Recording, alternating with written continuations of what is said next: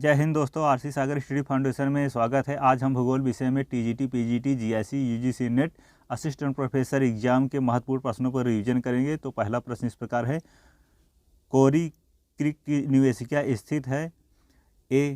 Option A Kutch Rann खाड़ी में, option B Khambhat खाड़ी में, ऑप्शन सी कच्छ के लिटिल रण में, ऑप्शन डी कच्छ रण में। तो इसका सही ऑप्शन डी कच्छ रण में। तो यह यूपी पीसीएस मेंस 2011 में पूछा गया था। इसकी व्याख्या इस प्रकार है, कोरी क्रीक निवेशिका एक ज्वारी क्रीक है जो कच्छ रण में स्थित है। यह एक दलदली भूमि है जो भारत पाकिस्तान के बीच सीमा रेखा निर्माण करती है। अगला प्रश्न, वृक्षानुमा अफवाह प्रणाली विकसित होती है? ऑप्शन ए समान संरचना युक्त समतल क्षेत्र में, ऑप्शन बी असमान संरचना युक्त असमतल क्षेत्र में, ऑप्शन सी समान संरचना युक्त शुष्क क्षेत्र में, ऑप्शन डी वितरित उच्चावच वाले क्षेत्र में। तो इसका जो सही ऑप्शन हो जाएगा ऑप्शन बी, ऑप्शन ए समान संरचना युक्त समतल क्षेत्र में। इसकी व्याख्या इस प्रकार है, वृक्षानुमा अफवाह प्रणाली का विकास वहाँ होता है जहाँ ढाल अति न्यून होता है। अगला प्रश्न, निम्नांकित में से कौन एक सुनामी के विषय में सही कथन है? ऑप्शन ए सुनामी की उच्च ऊर्जा वाली सागरीय लहर होती है, ऑप्शन बी सुनामी की गति जल की गहराई के साथ बढ़ती है, ऑप्शन सी सागरीय तटों के पास पहुंचने पर सुनामी की तरंग दैर्घ्य बढ़ती जाती है, ऑप्शन डी जल की गहराई में कमी होने पर सुनामी की ऊंचाई बढ़ती है। तो इसका जो सही ऑप्शन बी हो जाएगा, सुनामी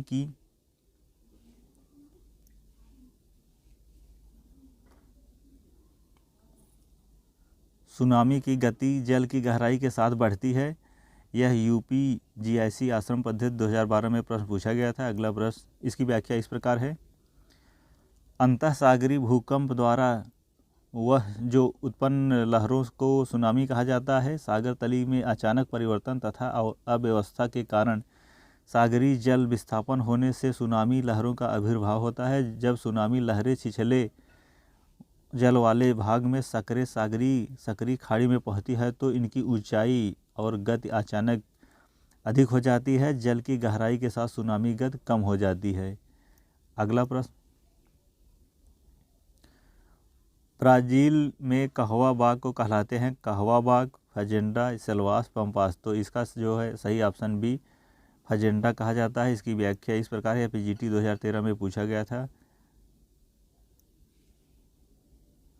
ब्राज़ील में कहा जाता है कि कृषि साओ पालो, पराना, एस्पिरिटो सोतो में मिनास जिरास राज्यों में की जाती है। यहाँ काफ़ी बड़े बाग हैं जिसे फजेंडा कहा जाता है।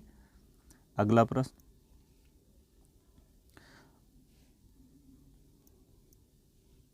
स्थानीय पवन सिम्यूम में से किस देश में बहती है? Iran, Kazakhstan, Tajikistan, Afghanistan. तो इसका जो सही ऑप्शन ए हो जाएगा ईरान। यह छत्तीसगढ़ असिस्टेंट प्रोफेसर 2014 में पूछा गया था। इसकी व्याख्या इस प्रकार है, अरब के रेगिस्तान में चलने वाली गर्म शुष्क सिमूम कहते हैं। इस हवा का प्रभाव अरब प्रायद्वीपी, इराक और ईरान पर सर्वाधिक प्रभाव डालती है। अगला प्रश्न, रीटर के अनुसार या उपागम की कुछ भौगोलिक तथ्यों की वैज्ञानिक परिभाषा नहीं की जा सकती को कहा जाता है? आस्थानिक, पारिस्थितिकी, उपदेशवादी, क्षेत्रीय। तो इसका सही ऑप्शन सी हो जाएगा, उपदेशवादी। यह यूजीसी नेट 2017 में पूछा गया था। इसकी व्याख्या इस प्रकार है, रीटर महोदय उपदेशवादी भूगोलवेत्ता माने जाते हैं जिनका मानना है कि कुछ भौगोलिक तथ्यों पर वैज्ञानिक परिभाषा नहीं की जा सकती है। अगला प्रश्न, ग्रामीण घर किसका सूचक है? ऑप्शन ए पर्यावरण, ऑप्शन बी प्रजाति तत्व, ऑप्शन सी फैशन तथा शैली, ऑप्शन डी आधुनिक वास्तुकला डिजाइन। इसका सही ऑप्शन ए हो जाएगा पर्यावरण। यह यूजीसी नेट 2014 में पूछा गया था। इसकी व्याख्या इस प्रकार है, ग्रामीण लोग घर वहीं बनाते हैं जहां पर्यावरण सुविधाएं अनुकूल पाई जाती है, जबकि फैशन और शैली व आधुनिक डिजाइन संबंध शौक को अपनी कला निखारने के क्षेत्र में आता है। अगला प्रश्न, क्षेत्रीय विभेदन की अवधारणा को निम्नलिखित में भी कहा जाता है। अपवादवाद, क्षेत्रीय अध्ययन, क्रमबद्ध भूगोल, प्रादेशिकतावाद। तो इसका सही ऑप्शन बी हो जाएगा, क्षेत्रीय अध्ययन। यह यूजीसी नेट 2013 में पूछा गया था। इसकी व्याख्या इस प्रकार है। प्रादेशिक विभिन्नता, क्षेत्रीय विभेदन शब्द प्रयोग सर्वप्रथम हेटनर द्वारा 1998 में, कार्ल सावर द्वारा 1925 में की रचनाओं में मिलता है, जिसके तहत हेटनर ने सन 1907 में बताया है कि भूगोल पृथ्वी के विभिन्न क्षेत्रों में ज्ञान है जो एक दूसरे से भिन्न है। अगला प्रश्न, निम्नलिखित नदियों में से कौन सी एक अग्रवर्ती डेल्टा बनाती है? मिसिसिपी, नाइजर, नील, टिबर। तो इसका सही ऑप्शन ए हो जाएगा, मिसिसिपी। इसका सही ऑप्शन मिसिसिपी हो जाएगा। यह आईएएस प्री परीक्षा 2006 में पूछा गया था। इसकी व्याख्या इस प्रकार है। जब डेल्टा सागर की ओर निरंतर विस्तार होता है तो उसे प्रगतिशील अग्रवर्ती डेल्टा कहते हैं। वर्तमान में अधिकांश नदियां डेल्टा प्रगतिशील है, जैसे कि गंगा डेल्टा, मिसिसिपी का डेल्टा। अगला प्रश्न, निम्नलिखित मरुस्थल में कौन सा एक अपने नाइट्रेट निक्षेपों के लिए प्रसिद्ध है? आटाकामा, कालाहारी, गोभी, सहारा। तो इसका सही ऑप्शन ए आटाकामा है। यह आईएएस प्री परीक्षा 2007 में पूछा गया था। इसकी व्याख्या इस प्रकार है। आटाकामा मरुस्थल नाइट्रेट निक्षेप के लिए प्रसिद्ध है। यह दक्षिणी अफ्रीका के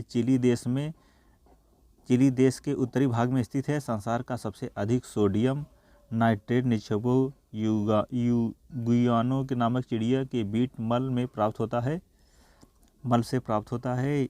अगला प्रश्न, आर्थिक भूगोल में निर्माणकारी मॉडल को विकसित किया था? बोलपोर्ट ने, हैगरस्टैंड ने, लियोनतिक ने, कांटोरविच ने। इसका जो सही ऑप्शन सी हो जाएगा, लियोनतिक ने। यह एमपीपीएससी असिस्टेंट प्रोफेसर एग्जाम 2018 में पूछा गया था। इसकी व्याख्या इस प्रकार है।